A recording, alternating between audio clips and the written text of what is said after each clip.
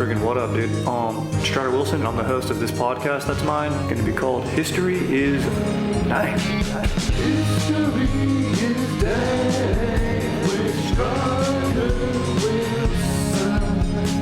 Dankness from the Friggin' what up, Danktorians, dude? I'm your host, Strider Wilson, dude. We got Aaron on the sticks as always, dude. What up, Aaron? What up? Chilling, dude. And we got an extra special treat right now, dude.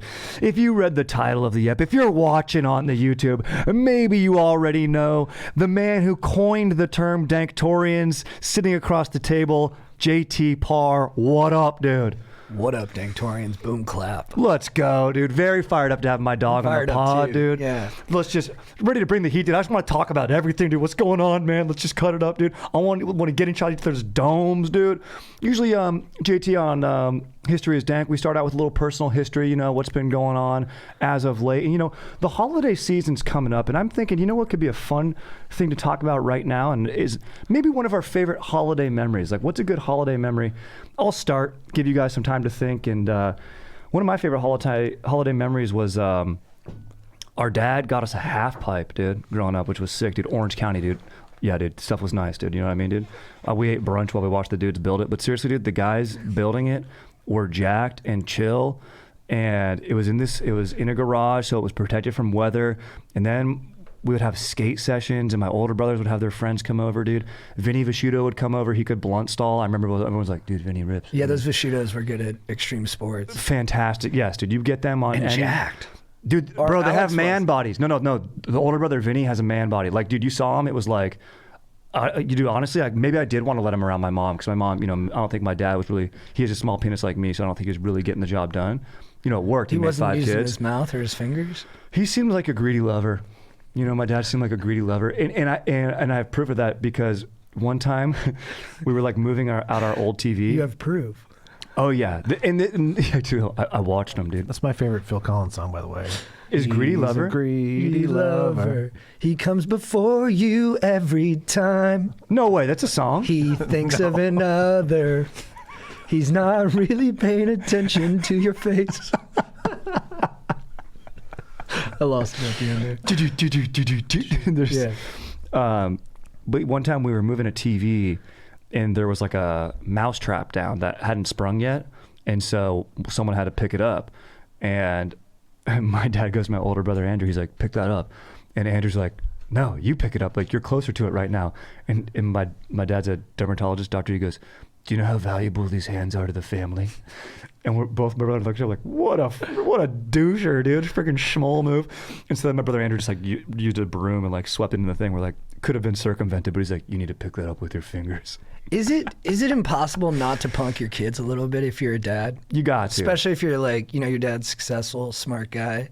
Yeah. He must have been like, I got to bully these guys 10% of the time. And my dad did the same thing. Yeah. And I think you'd almost want that over a dad who was subservient. This is what I said, and this is actually, JT, what I said about you on the fantasy football thread the other day, and I have to be full disclosure here. I said, I want you more active on there. I said, I'd rather have JT hurt me than ignore me. And you know, I think the same thing goes for dads, dude. Well, I think I like dipping in and out of the thread. You do, yeah. It is kind of a punk move, you know, but I think it gives more weight to when I do dip in. You're 100% correct, because immediately you see, I forget you saved in my phone as J Titty. You see J Titty on there. Ooh, what's he saying? Ooh, who's he zinging, dude? Ooh. Right. It's nice. It's nice. All right, so favorite holiday memories. JT, you got one lined up, or Aaron, do you want to jump in first? What are you guys thinking? That's my favorite holiday memory, just getting the half pipe, holiday skate sessions, especially between Christmas and New Year's, listening to some fucking Rage Against the Machine, dude, and just having a good time. My favorite, so sick. it's just like, it's not too crazy, but I can add a fun part at the end now. That's real. My dad bought us all Adidas tracksuits for Christmas. Awesome. And then right when we saw him, we go, we're all wearing them and we're all going to see a movie together. And my dad was like, no. And we're like, nah, dude, quit being a bitch, dress up, we're doing this. So we went as a squad looking like, you know, like Jersey mobsters in our Adidas tracksuits, all matching. We went and saw Sherlock Holmes. And then after the movie, we ran into some childhood friends of mine and their parents. And it was really good seeing him. The catching up. I was like 19 at the time, so like the son was like living in Bali doing like sustainable farming. Nice. It was like, this is sick. Good to see you guys. We get in the car ride home, and my mom's like, I hate that bitch. And I'm like, who are you talking about? She's talking about the mom. Yeah. And I go, why do you dislike her? It seemed so random to me. And my mom was like, she always fucking brags about her and her husband's sex life. It's fucking annoying. And then so the whole way home, me and my brother just kept doing impressions of that lady bragging about. Oh, that's amazing, getting dude. dick down in front of my mom, being like, "Oh, sorry, I'm late, but Mark was insatiable and just licking my toes before he made me come numerous times, rigorous doggy style." And my mom was like, "That's what she would say." My mom was like, "She would say shit like that." And we were like, "Yeah, that sucks. That is annoying." That's amazing. That's hilarious. Dude, I love that you guys went in those tracksuits. Isn't it just nice going to see the Christmas movie? That's like it's cultural, my favorite thing dude. to do. Yeah, Yeah. it might be my favorite holiday tradition. Worst Christmas movie we saw, Sherlock Holmes was all right. It was good. It was Guy Ritchie, some good action. It's not a great movie, but like afterwards you were like, yeah, I Yeah. burned 2 hours. But the worst one we saw was War Horse. Oh, bro, yep, we did that too. We saw that on Christmas. That was a Yeah. fucking horrible Christmas movie. Bro, very much about the horse. Yeah. Yeah. You're like, yeah, dude, this is about a fucking horse. And a horse isn't a dog. No, I can't love a horse like I love a dog. They're I'm not just as- not capable. They're not as expressive. Mm-hmm. Like a dog can give you like, maybe 10 different emotions. A horse, every time you're like, I don't know what this fucking guy's feeling. Totally. And then like you like look at a cowboy who has like weathered hands, and you're like he understands the horse. But I'm like, that's what it takes. It takes being a cowboy. Like it takes not being able to love humans to be able to love a horse. We need the relationship. Yeah. And in that one, it's like 7 different people. It's like the horse is Polly. He's like in love with like 6 different people. Exactly, dude. But he has like exactly. one true love. That kid. The kid. Yeah. Yeah. Aaron, what's your favorite holiday memory, dude? I mean, when you talk about holiday movies, like I think that one year I went and saw The Hobbit like 3. I saw it because bro. it was showing in 3 different formats, and I went by myself and just watched it 3 different times. I love that. Dude, going to a movie by yourself's great. Dude, Fellowship, I think that was like a Thanksgiving one actually, but I remember that was amazing seeing Fellowship. No, it of was the around Rings. Christmas, yeah. Maybe I remember going to Ocean Ranch, legit theater. Dude, this year, there's Licorice Pizza, which I actually do want to see. I'm really excited to see that actually. I want to see it. I want to punch the title. I do absolutely want to punch the title in the shoulder on a road trip and, have my parents yell at me and say, stop. And I'm like, no, dude, I'm still punching this. You wanna It's like my bully little it. brother, dude. Yeah. He needs to get punched. Yeah. I mean, he made a lot of like, it's a little like twee, I guess. Mm-hmm. Although Paul Thomas Anderson's not really like that, but it is a little bit like, oh, you think you're cool? Yeah. And You think you're cool with your artsy movie, little brother? Dude, exactly. Come here, dude. Oh, Come dude, you think here, these dude. 2 words together describe like adolescence? Oh, you think that's what it is, dude? You're trying to capture an era of life? Okay, come here, dude. Come here. Oh, you want to make Later, it? dude. You want to make it feel real? Yeah. You want to make it feel? I'll make it feel Oh, real. Yeah, yeah. Oh, you're too good to make like a conventionally satisfying movie with just really hot A-listers? Get hit, dude. Exactly, dude. Gonna give you the people's elbow, dude. All right, dude. Let's hop into our topic. Today, we're talking about a book that we read. JT and I like to come on, do some sports, dude.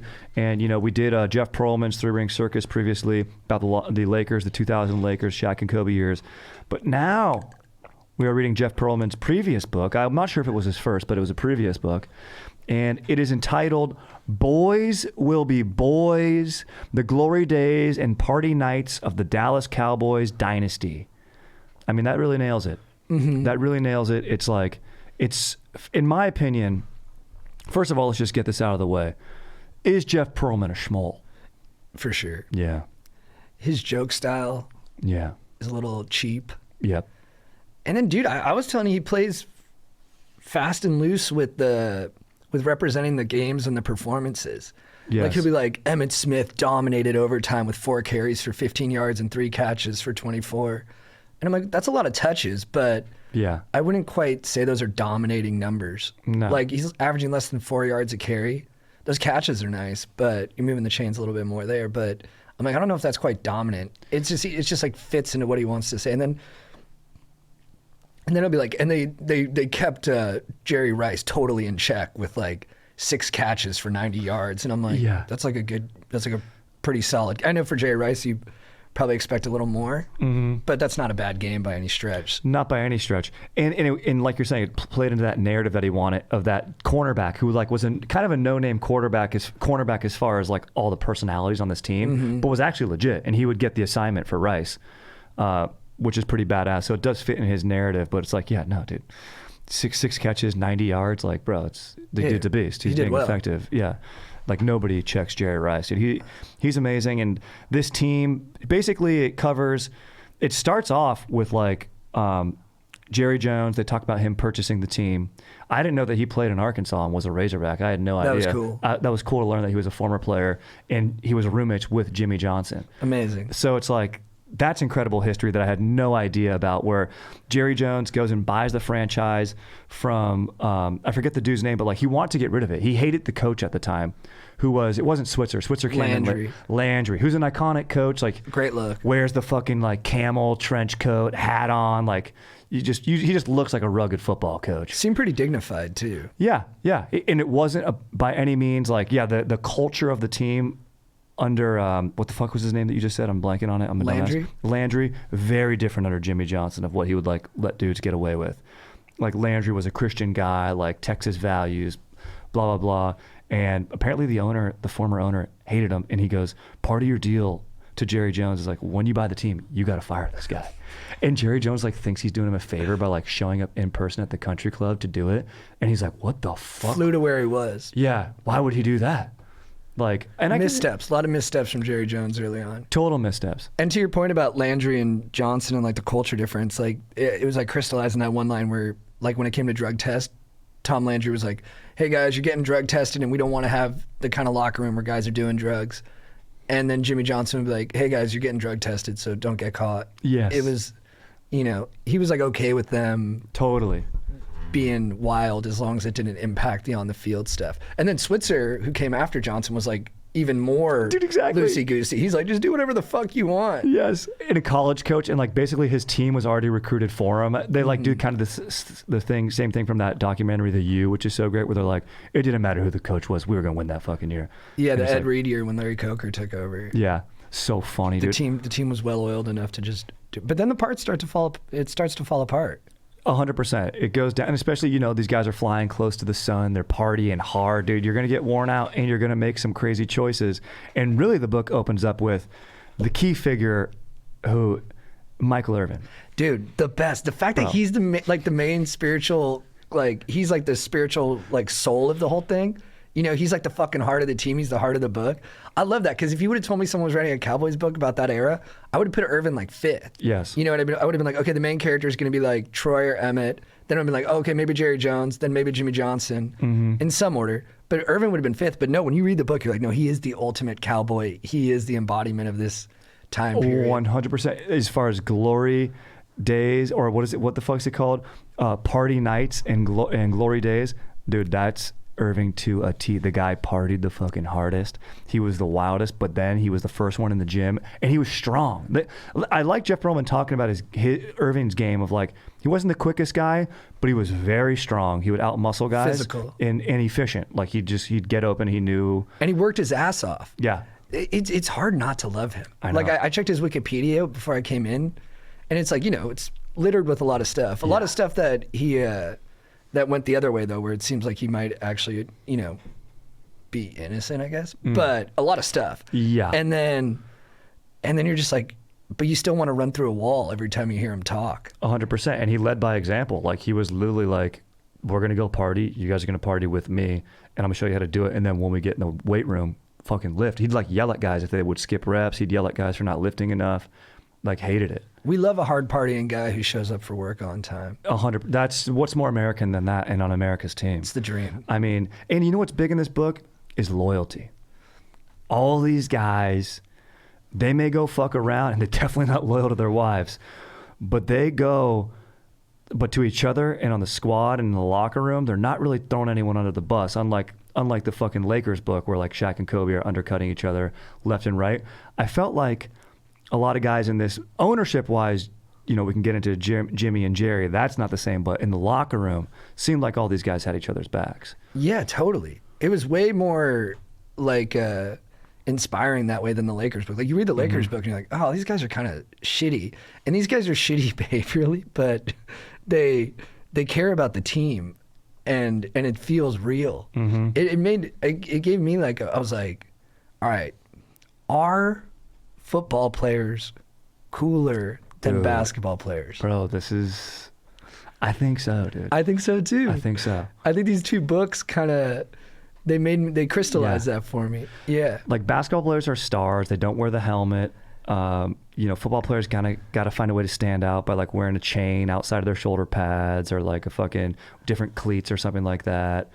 But like, Klay Thompson told me about that. He had a great name for it. He's like, just finding ways to stand out, to get their fame. But like, I don't think it's even about that. I think it's just about these guys not wanting to get their spots blown up. They literally get something called the White House, which is amazing. And we're jumping around the book a little bit, but it's called the White House, right? Like right next to the Jerry's world. But real quick before we hop into that, what do you think is like, what is it that makes football players cooler than basketball players? Is it the culture of the sport? I agree with you. It's that there's only 5 guys in basketball and everyone sees your face. Yeah. And it's like more personality oriented. But is there like, is that it? Or is there something else like woven into how the sports are played that make football players just better teammates and cooler guys?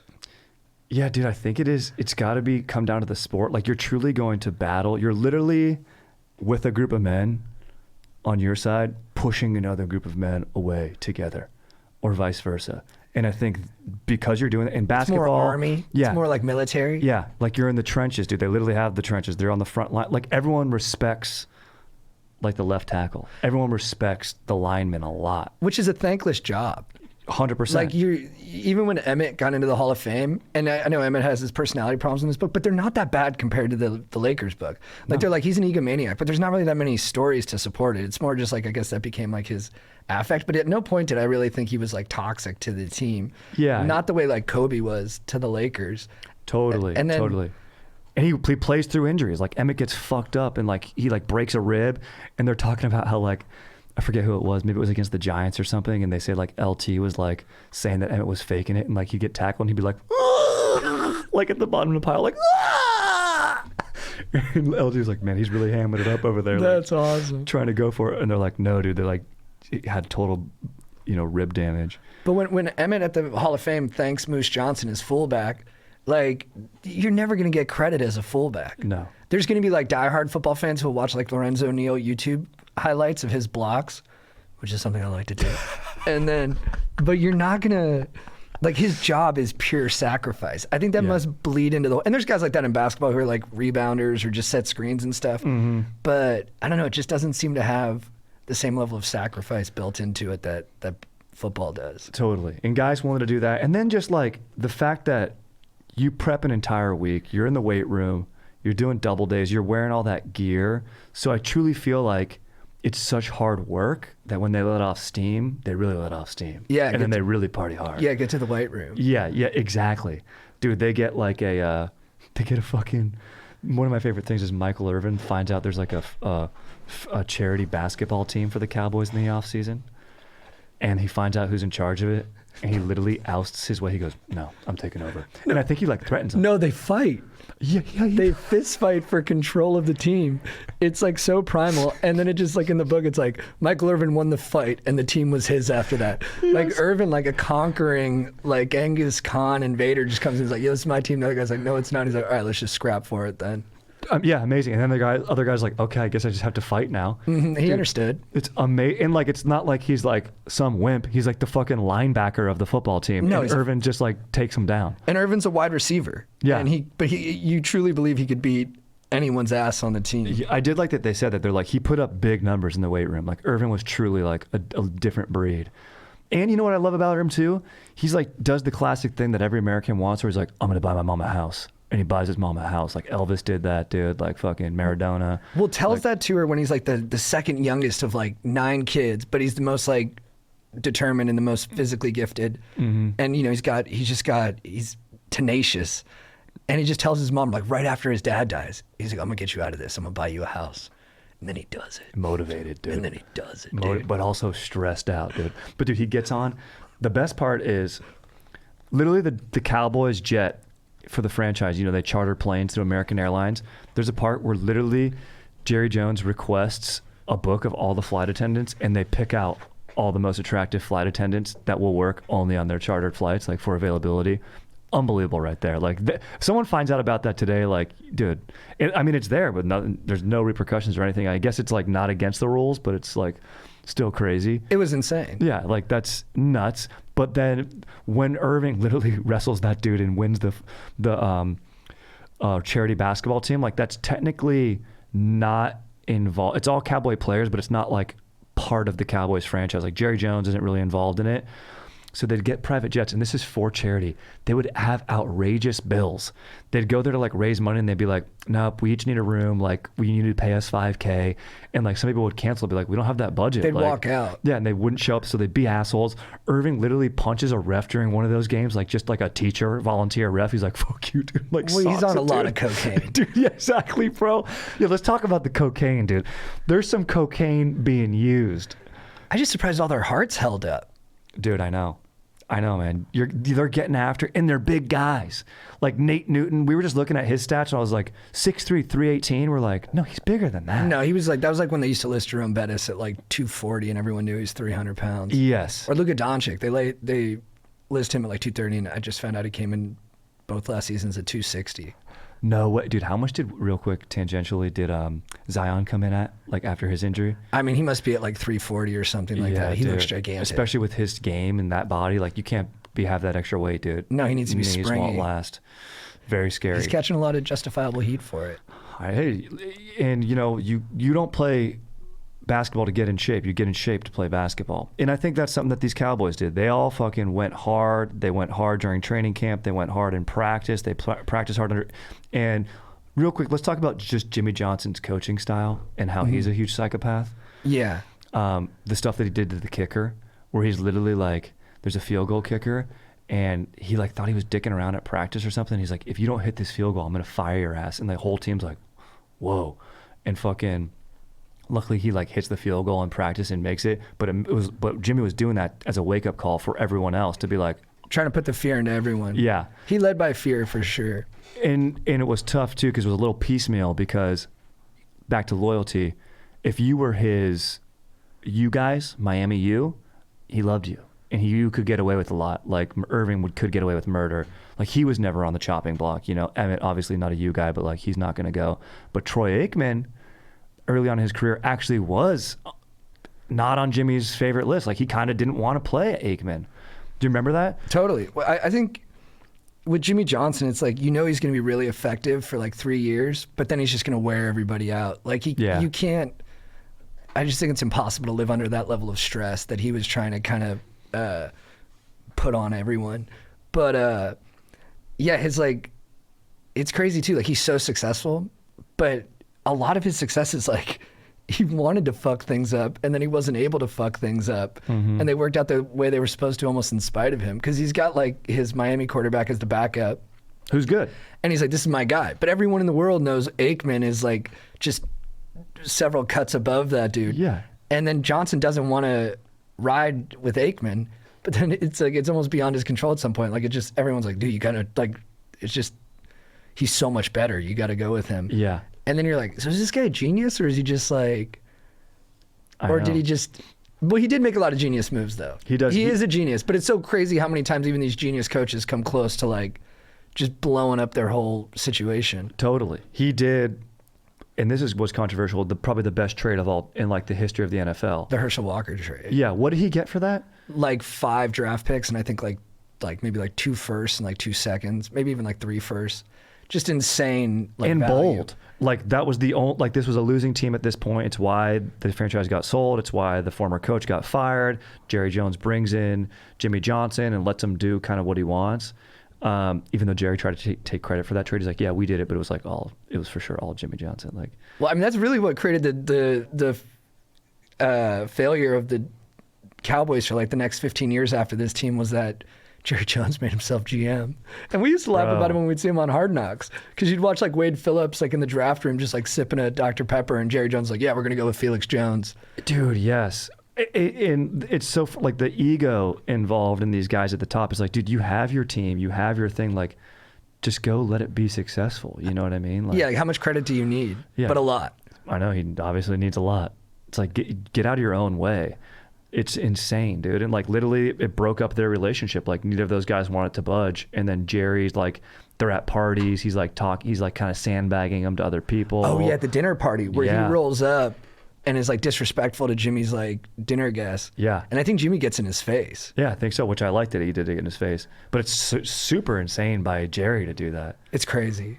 It's like the fragile egos of these like men, like manly men you think involved in football. But no, they're just little boys inside. They just want to be special. Exactly. Everyone just wants to be special. And dude, so maybe let's go down by some players a little bit, because Pearlman kind of breaks up the book by players. And, we've obviously talked a little bit about Irvin. I wanted to look at, you've got a beastly move. So Troy Aikman, I didn't know a lot about Troy Aikman. Obviously, you know that I love that he's 6'4", because I love height, dude. I love that he's got this rocket arm. And a serviceable dude, like not too crazy good, but he went to he's from like the South, right? From the South. But then went to Stanford. Or no, went to UCLA. Went to Oklahoma first for Barry Switzer, because Barry Switzer was like, yo, they were running the wishbone, so just like running 90% of the time. And then never switched the offense for Aikman. So Aikman took off. But to Barry Switzer's credit, he worked hard to get him a good landing spot. Yeah. Goes to UCLA, turns them around, makes them like, 10-win team. And everyone's just like, dude, this guy's a stud. Yep. And a great guy. Great dude. Like talking about all the partying and stuff, like, all these guys they're doing blow. They're going to the White House, which we mentioned, which was like literally, they used to have like a cowboy like diner, where like everyone would take their wives there for lunch, but then at dinner time or like after practice, they would all meet, the mistresses there. But it kind of got blown up where it was like other people would show up, and so it kind of like It was too public. People knew about it, so they Yes. had to deal with too much like visibility. Yep. And so they buy like an adjacent house, they all chip in and like get an adjacent house next door, and or like kind of close to the facilities, and they'd give their neighbors like really lavish gifts, so they'd keep everything DL, and just have girls through there. And what's Nate Newton's quote about it? Dude, I got it right here. Yes. I'm gonna have to say some crass things, but so it gets public. Like their White House becomes known by the media, and like some media people won't report on it because they're chummy, and then other guys just can't help getting those salacious headlines. So this is what Nate Newton says: "We've got a little place over here where we're running some whores in and out, trying to be responsible, and we're criticized for that too." Like in his mind, they almost deserve to be commended for it. Like, no, we bought a house, we all chipped in, we're working together, we're keeping the visibility low, everyone's handling their business discreetly. I really don't understand where you guys are coming from with this, bizarre morality. So hilarious. Dude, it's unreal. And I guess it's his own narrative where like maybe the media's tough because the expectation for that team is so high. Like maybe that's like towards 95 or whatever, where like, they started losing a little bit. They've got... oh, that's true too. Like if they're going 9-7 instead of 12-4. Yeah. It's like, all right, well now we got to talk about this. Totally. But guess what? If you're just like Al Davis says, if you're just winning, baby, it solves everything, which is a sick thing, but it's just true. But yeah, Troy. And then, dude, you know what I couldn't believe? Was fucking, who's that guy that everyone kind of hates? He's the ESPN, he's on ESPN now, I think.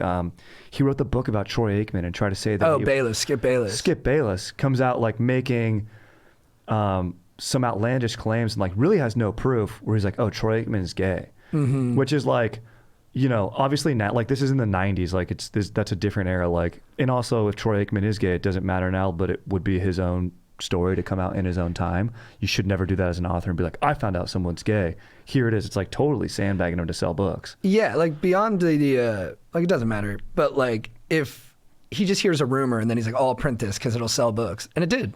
Yeah. And he's just not, he's not a very ethical person. Totally. And then you hear, but that's great, like you hear Irvin talk and he's like, look, Troy got his fair share. Like he did it in a different style, but he did. And like he'd date movies, like he'd date country western stars. He'd like, there's a great thing where like right when he got drafted, he's kind of coming out of a country western bar in his tight jeans and his tight shirt. I love like when he talked about him like that, picture him all jacked. And he's like, man, I need a ride home. And there's these girls on a bachelorette party. He's like, hey, can I get a ride? And like gets in a limo with a bunch of girls. I'm like, oh my God, Troy Aikman. It is funny. Like I grade him on like a curve where I'm like, he does date a lot, but he seems to not get into any trouble and kind of handle everything in like a pretty straightforward way. So I'm like, for who he was and the time he was that person, I'm like, he could have been, I just give him respect for like not getting in trouble. Yeah. It's kind of like LeBron too, where you're just like, LeBron can be annoying and like, you know, like kicking those people off the game for like talking shit. Totally. Like he'll do shit like that where you're like, dude, come on, don't be like a whiner. Like you're one of the greatest players ever. But really he's not doing anything. He's handling his personal life in a Totally responsible and thoughtful way. Yes. Like we're being nitpicky when we're getting after LeBron for that, or, you know, Aikman for, and he got banged up early in his career, Troy Aikman. Oh, dude, the concussions that guy got. Bro. I mean, he would be playing in games and not know what day of the week it was. Yeah. Insanity. And dude. he's tough. He's really tough. Yes. You get that from him. Like all of his linemen, all the defenders are like, you cannot say that Troy's not tough. Like he had games where he was just getting his fucking ass rocked and he'd hang in there. Like that was a great quote. He was never afraid to take a hit. He'd stand in the pocket till the last second, deliver that ball accurately to Jay Novacek. Bro, the tight end. What a great guy. Novacek, dude. You gotta love Novacek. It just made me say, I think we were talking about this the other day, we're like, tight ends are always relevant. They're always mismatches. They're freaks.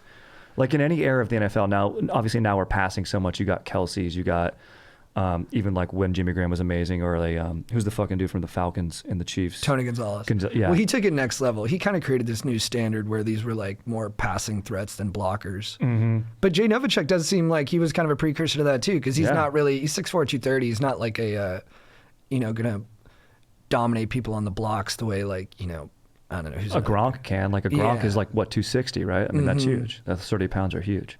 And, but yeah, it's pretty cool. Tight ends are just always cool. A wily tight end's my favorite, like a Kittle. They're always my favorite players. Them and safeties. That's what I mean. Like, always dude, my favorite. And dude, I think it's just because there's these massive guys. They're going back to like what's cool. And basketball players are obviously big, tall, large men. But it's like the fact that these guys are so buff and that they just fucking move each other around. And then when they're drinking a beer, and I'm like, this is just so cool. And they're just so graceful. Yeah. Like Antonio Gates is 6'4", like 260, and he's running around with like wide receiver agility and precision. You're just like, dude, it's fucking cool, man. It's insane. And then, dude. they catch the touchdown and they dunk the ball, and then you're like, yeah, this guy could dunk. And it all looks like nothing. Then you like go out to a field and you're like, everything is so big. Tough. It's like, it's amazing, dude. What's up? Where were you going to go? Because I think we're going the same place. Were you going to go to Charles Haley? Of course. Yes. I was like, when are we going to get to Haley, Let's get dude? to Haley, dude. I'm like, bro, because we were talking about tough and big, large men. But the thing about Haley is, he's tough and he's a bully, but he'll cave. Like he'll. There's guys who can put him in his place. So he's a huge pervert. He masturbates. Oh, bro, yes. He masturbates in film sessions. He has his dick out all the time and like makes people look at it and does like just incredibly like perverted things, especially considering if it's a workplace. Yeah. And then he just talks shit. Like he'll just go up to people like, you don't belong here. You're a bitch. Like just incessant. I mean, he's out of his mind. He's 100% out of his mind. He's probably bipolar or something like that.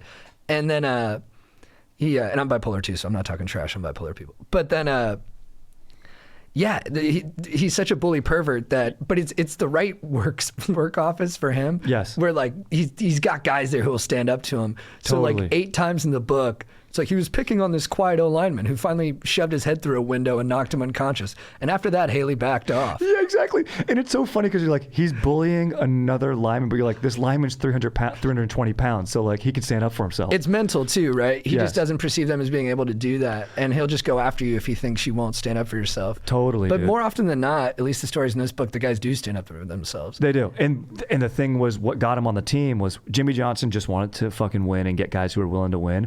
In the Niners, because Charles Haley was on the Niners and he was good. He was a Pro Bowler, but he was like a locker room disaster, right? He'd literally flicking his penis at, like, literally there's a quote in the book where they'd go, he'd be stroking his penis in front of everyone. And Jeff Pearlman described it. He's like, it's a huge, massive penis that he has. And he's a large, massive man, so I have no problem believing that.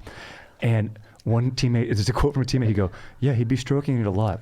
Sometimes it would reach the point of ejaculation. And I'm like, dude, that's next level, bro. Yeah, I mean, you're already dick out. That's horrible. Masturbating. What the fuck are you doing? Yeah. And then you're coming. It's like, bro, I can't even wrap my brain around that. Yes. I almost think the level of absurdity of it probably normalized it to the team. Bro, yeah. Where so then when you see his dick out, you're just like, oh, well, that's like low key compared to what he could be doing. Yeah, he gets away. Like, he goes so far one direction that if it's just his penis out, like flicking it around or putting it on someone's No, shoulder. that's a nice and day at the tapping them. office. Yeah, if he's not, busting, you're like, oh, I can handle this, Charles. Totally. That's you at like a 3. Totally. But there's the one moment what gets him finally kicked off the Niners and brings him to Dallas. And their defensive line is what made their team so successful because, like, it was basically all Pro Bowl. Like, not all Pro Bowlers, but all. Like, there was no drop off when they did a defensive shift. Like, every guy was They're legit. studs. And they lose a game, like a playoff game. The Niners lose a game when they were really good. And Charles Haley, like, blamed it on Steve Young. And in the locker room, like, is losing it and literally goes after and tries to attack Steve Young. And, like, he's, like, in an having an episode. And the team they lost to had Ronnie Lott, who I think he was playing for the Raiders at the time. yeah, and he literally the Maybe coaching the staff I think you're right, and he runs across, and Niners guys are in the Raiders locker room. They're like, "Whoa, what the fuck's going on?" They're like, "Ronnie, we need you." And as soon as Ronnie Lott comes in there, Charles Haley respects him so much, he just starts crying. He's like, "Oh, He just looks at him and starts crying. yeah. Well, Ronnie Lott, like toughest DB ever, cut part of his finger off to stay in a game. I think he just commanded respect. And that's what I like about football, too. There's like a hierarchy of respect. And like if you're Michael Irvin, if you're Ronnie Lott, like guys will follow you. And then Totally. with the Lakers, there was no leadership. Mostly because Kobe just was like, didn't know how to do it. And maybe he got better at it in his next three-peat. But I did like that about football where it did seem like it was like men leading men. Totally. And then with guys kicking, the other thing I liked is with guys kicking Haley's ass, you're like, yeah, in this environment, their violence works. Like Totally. Like people are like, violence just begets more violence. It's like, no, this guy needs to get hit. He gets hit, and then he behaves better. Yeah, dude, And correct. I was like, nice, dude.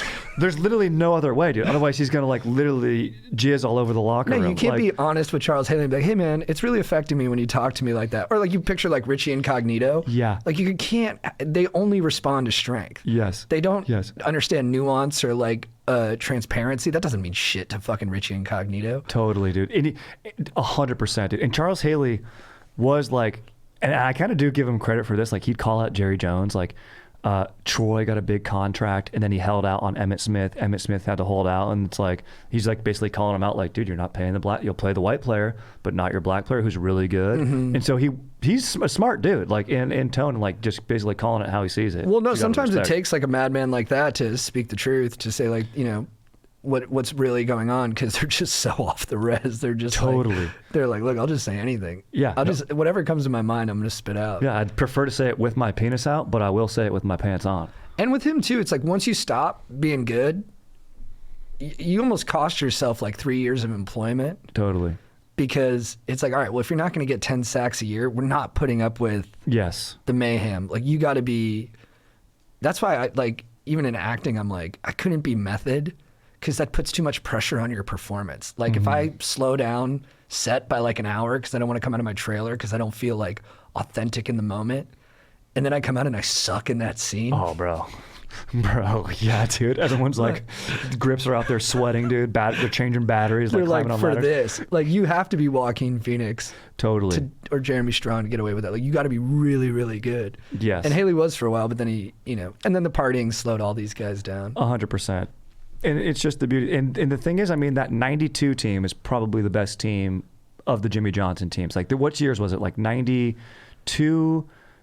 There's a 1 year gap where the Niners win. I think it's 92, 93, and 95. Yes. I think. And they beat the Steelers in 95 Yes. because Steelers had no QB.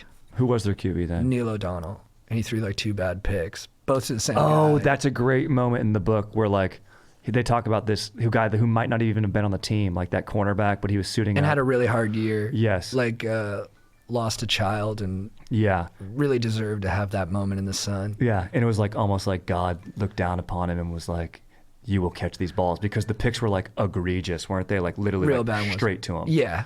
Yeah. What was I? Oh yeah, but weirdest guy in the book, even weirder than Charles Haley in a way. Not in terms of behavior, but Yes. like in terms of understanding. Like Charles Haley's insane, but I kind of like can understand where his brain's like going misfiring or whatever. Herschel Walker.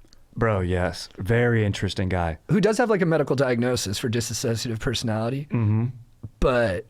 Which is rare, but he has that diagnosis. And that's why he can like believe he's like, I don't know, all these different things that he does.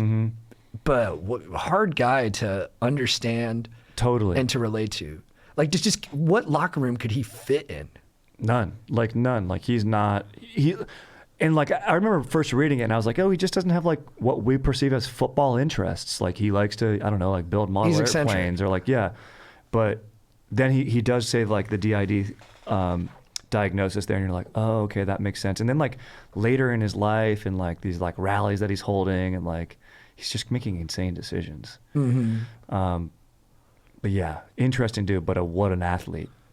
Oh yeah. The fucking guy, dude. Machine. Total beast and not even that big. No, what is he, like 200, 210?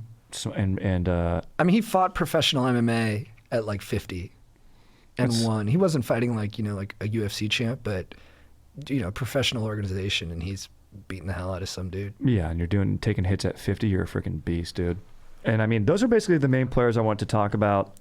We didn't talk too much Emmitt, but he's just a beast, like not the fastest guy, but just tough. Ran Really the ball tough. hard. My favorite running back from that era is always comparisons like Barry Sanders and Emmitt Smith. Very different styles. Barry Sanders obviously way more fun to watch. Yeah, I like Barry Sanders more, just more dynamic. And I think if he had the O-line that Emmitt had, I mean, I think Emmitt was well suited for the team he was on, but I really do think if Barry had been on that team, it would have been like a couple 2,000-yard seasons. Yeah. Well, yes. I mean, he averaged like 6 yards a carry when he's getting the ball 35 times a game. And they're stacking the box and they know that they're running. Yeah. Wait, off topic, but football related. What did you think about the Patriots game on Monday? Ridiculous. The quarterback went 2 of 3. Mac Jones. That's just Bill Belichick being like, I have an opportunity here to show everybody why I'm the most legendary coach of all time, and I'm not going to mess it up. I know. It's his answer to Tom, dude. It's insane, bro. And the Bills have a formidable defense. It was in Buffalo. They should have won that game. I pick games every week with my brother. I picked the Bills in that game. And it's like... They didn't lose by much. No, and they had chances to win, but... That was insane. Bro, they just ran all over them. I love the ego from Belichick. It's nice. A lot of ego. He's such a curmudgeon, too. He just sits there in his cut-off hoodie. He's like, we beat the shit out of you. I came up with a game plan that was so basic, but no one had ever thought about it. We're just going to beat the shit out of you. Dude, and it's great. demoralizing. It is. Yeah, you could see those guys getting demoralized. Like, Josh Allen's like eyes were like, what's going on? Dude? No one wants to lose like that. Like, you humiliate the other team. Like, you lost to a team that only passed it 3 times, and then the defensive players were in their press conference and they walked out because the reporter kind of phrased it bad. He was like, are you humiliated? Yeah, dude. Yeah, of course they fucking leave. Of course they are. Me? It's embarrassing, dude. Stop the run. If you can't stop the run, you will lose. It's like literally division rivals. He did like JV football against them. That's what it was. It was a JV football game. Yeah, he went like 1920s on him. Not fun to watch, but when they cut to Belichick, just seeing him, it's so amazing, dude. And Mac Jones just don't do anything. Just don't fuck up, man. Just don't turn the ball over. Yeah, you're getting too much credit for how good you don't deserve. We're gonna right size you. Yeah, no. I mean, dude, that's pretty much it, dude. That's a good rundown. I'd recommend this book to anyone who was a super fun read, dude. Amazing characters. And the fact that Michael Irvin, you read what he does insane things. It opens up, he literally stabs his teammate in the neck with a set of sitters. Still my guy. Yeah, and you still love him. He's on TV now. And they say, and he say in the book, his Hall of Fame speech, he just came from the heart. And that really is what turned things around for him. He's got a ton of heart. I mean, dude, I was talking about it, like the speech he gives at the U when he comes back and talks to the players. You can watch it on YouTube. Yes. You watch that, you want to run through a fucking wall after you hear it. You showed me that 3 times. When we go back to your house after partying, you go, all right, dude, let's settle in. Let's watch Irving's speech, and then we'll go to bed. Pure passion. It's the best. He respects, I'm talking to my Michael Irvin voice now. He respects the game of football. Football matters. Yeah, exactly. So matter. And then you're like, yeah. The letter on the side of your helmet. Earn it, do it justice. Did he like? Yeah, so when you see the guys who made it what it is, you got something to give them. Yeah. And you're like, dude, fuck, man, I gotta like do more so I can tell my dad I honored our name. Dude, 100%. Bro, I want to like work at an Enterprise rent-a-car and be like, we are gonna get everyone. It's the holiday season and people got places to be. You want to be in a minivan? We'll find you a minivan. That is my job. to put you in a car you feel comfortable in so you can drive safely with your family. If I find out someone smokes a cigarette in one of these cars, I'm gonna break their fucking neck. Yeah, he just beats up the manager to take his job because his manager doesn't wear the shirt with enough pride. Exactly, dude. When you put on your Enterprise shirt, you wear it with pride. You think about all the Enterprise people who have come before you, who have worn that shirt, who have honored what it means. You're like, yeah, fuck, dude. What is Enterprise? We pick you up. We pick each other up. Dude, when he gets in that bellowing voice, dude. He's a badass. He's a total badass. He's just a quintessential badass. All right, dude, let's fucking, you got to bone out of here. Let's just do a few quick cues and then bone out. Is that chill? I'm good, dude. Yeah. I got all right, 15 sick minutes. as hell, dude. All right, dude. Strider, just want to give a quick shout out to my boy Dorsey. I told him about the pod a long time ago, and we bond over it every now and then. Always fantastic conversation pieces. I have a question I'm sure we both would ask you. What are your top 5 beers? Not by brand, but by location, i.e. airport beers, chill. Oh, okay. This is from Matt. So what are your favorite places to enjoy a beer, like the shower beer? I mean, dude, I think Bonfire's up there, dude. I think cracking open a nice IPA after work, so a hard day's work. That's beer. my number one. Is just on your couch after like a good hard day. Exactly. Like you put in the hours, you sweat at work, and then you come home and you pop that beer. Totally. And what more is in tune? At your home. Yes. You know what I mean? And then if I'm a cowboy, I pop that beer, I do that Coke, and then I cheat on my wife. If I'm a night. And it's just nice, just earning it like that, you know, because I had a nice day. I recovered a fumble. I know you feel so bad for the guys who don't cheat on their wives. And there's like a nice guy, sorry to go back to the book, but like the dude who gets fired because he falls asleep in the film room, and he's like the most stand-up guy on the team. And Jimmy Johnson's just like, policy, you're out. And everyone's like, fuck. And he was tired because his wife had just had a couple kids, right? He had a newborn. Yep, and he was taking care of her, and the kid was like sick. No, that's when with Jimmy terrible. Johnson, you're like, bro, you're like taking away this dude's livelihood. Like, have some context for these things. Exactly, bro. No, Jimmy John's not cool in those situations. Not chill, dude. Dude, second favorite beer is when I walk into a party and I know maybe 20% of the people there, so I'm not like fully like comfortable. And then someone goes, hey man, you want a beer? And they hand it to you and you pop it and you're like, and you take that first sip and you're like, I'm good. That's such a good fucking call, dude. You just settle into it. So nice. Another good one is doing stand-up, your post-set beer. Very comforting. Like, I can like, because you're nervous going before, and then like afterwards you're like, I can just chill. That's a nice one. It's nice. Sporting event. When someone comes yeah. back, you don't leave, but someone comes back from a food run and they go, hey man, got you a beer. Totally. You're just like, oh yeah. And then, of course, the shotgun with the boys. When you all just get together at an event, bachelor party, whatever, dude. I'm never good at it. It always burns my throat because it's cold, but it's just great. It is nice because it almost feels like no one was planning it. Yep. You know, everyone's just like, hey, we're going to see each other. But then you get that excitement when you make eye contact and you're like, we got to do something. Exactly. It's shotgun. Shotgun. Shotgun time. You're doing it, dude. And there's You're always the doing dude it. who's like, got the key, hold on, let me see, dude, find that little air bubble. And then I can get in it without wasting beer. I've never been good at that. No, if I'm doing it, I'm going to cut my finger. Same. It's I gonna better a be mangled outside. hole. Yeah, I'm not a pro. Good fucking call. All right, dude, that's a fire question, Matt. Thank you. And shout out to your boy, Dorsey. Love getting shout outs for the fucking boys on the pod, dude. Strider, what up? I play bass guitar and I rip my bong. I love these things, but I want to love the love of a woman too. Is there any way I could present myself to make myself desirable to a potential GF? I have a small penis too, FYI. Cameron. I'm not hearing anything in that description that makes you not appealing. I wouldn't lead with it. Like, that's cool, you told us. Yeah. But on your first date, I wouldn't be like, yo, I like to play the bass and smoke pot. For sure. I would talk about like why you love music and then why you love chilling, like the results of those things. And then as you get to know her, she'll find that stuff out. Yeah. And yeah, definitely, you know, you don't want weed to be the primary thing around your personality. You don't want it to be your personality. Exactly. So, you know, rip your bong, whatever, that's chill in your own time. But, you know, and look, dude, as cool as your Dank GF is, no significant other wants someone getting too drunk or high all the time. You gotta fucking be present. So I'd say other than that, maybe if you're ripping your bong too much, don't rip it as hard, but honestly, rip on the bass. You're passionate about it. Talk about your passions like JT said. So I'd say that. Be yourself, dude. And be freaking sober. Don't show up high on a date, because one time JT showed up high on a date and he bought himself 2 ice creams. Yeah, I kind of freaked her out. And I told her when we went for a walk that I'd been getting in a lot of fights at that time because I think I was angry at my dad.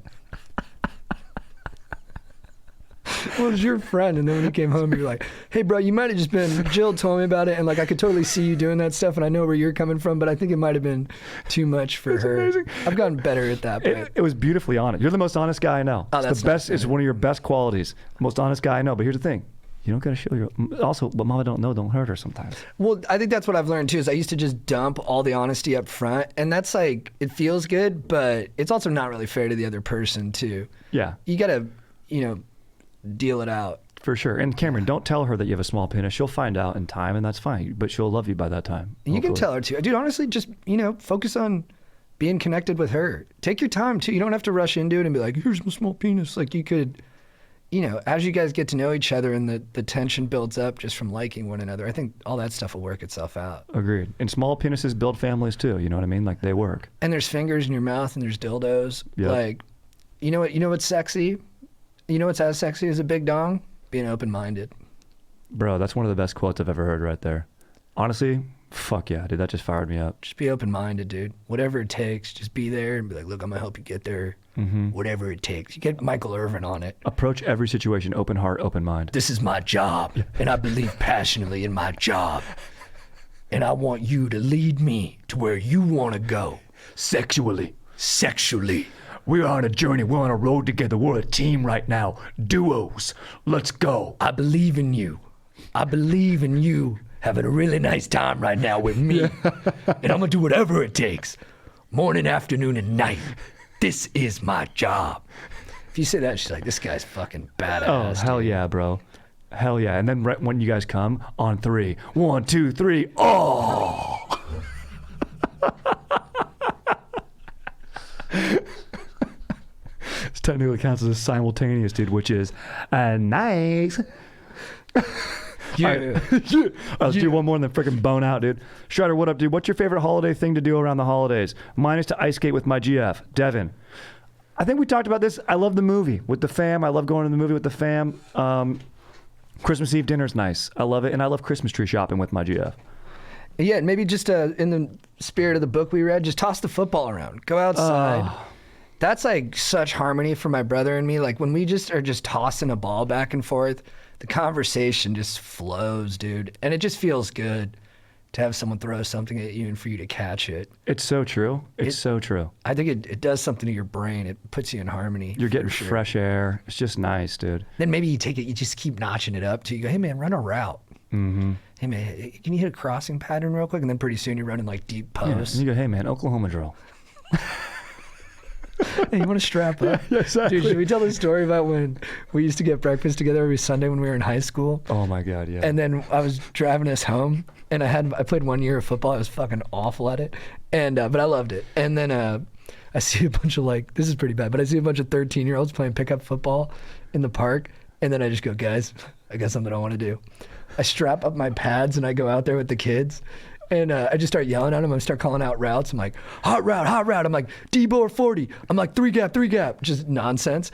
And then the kids are like, dude, just get out of here, man. I'm like, run the play. Don't let me mess you up. Run your play.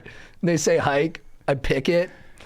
And then I start returning for a touchdown. One of the 13-year-olds tackled me. Yeah. Took me down by the neck. It was so funny. And then your brother, Brave kid. Chris was hilarious. He was in there and he had this poofy hair and he ran full speed. And I just remember me and Brooks were watching and your brother's hair bouncing and he was joking. I was like, leave my brother alone. Because this little kid tackled you.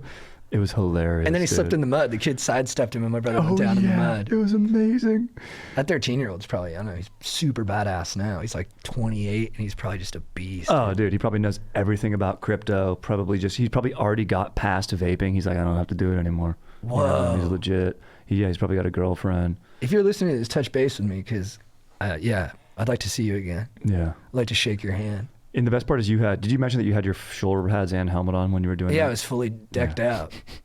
I look sick.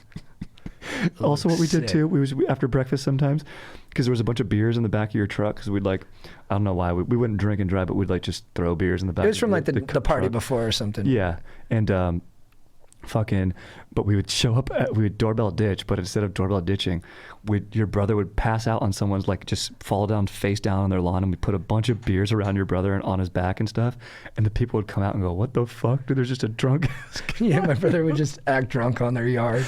It's kind of a precursor to what we do now. And then my brother was a great actor. Oh, he was so good. He would sell to go, what's up? You could get up and go, huh? Did I fall asleep here? And then sometimes the kids would come and I'd be like, Dad, what's going on? Why is there a drunk kid on there? I mean, it's probably a dead giveaway that there was like 8 of us in cars being like, Totally, we'd be dying. Still funny though. Dude, thank you so much for coming on, JT. You're a fucking beast as always, dude. Are you kidding me, dude? Pleasure. Greatest honor in my life, dude. Dude, Talking you kidding me? football with you on the mics. This is what it's all about, dude. Talking sports on the mic with my fucking dog, dude. Sports history. Let's go. Aaron, you're a beast on the sticks as always. Thank you. Dank Torians, questions, comments, suggestions, reach out. StriderWilsonShreds@gmail.com. And yeah, leave a review, leave a comment. That's always legit too. All right, guys. Friggin' lay it, dude. Later. Nice.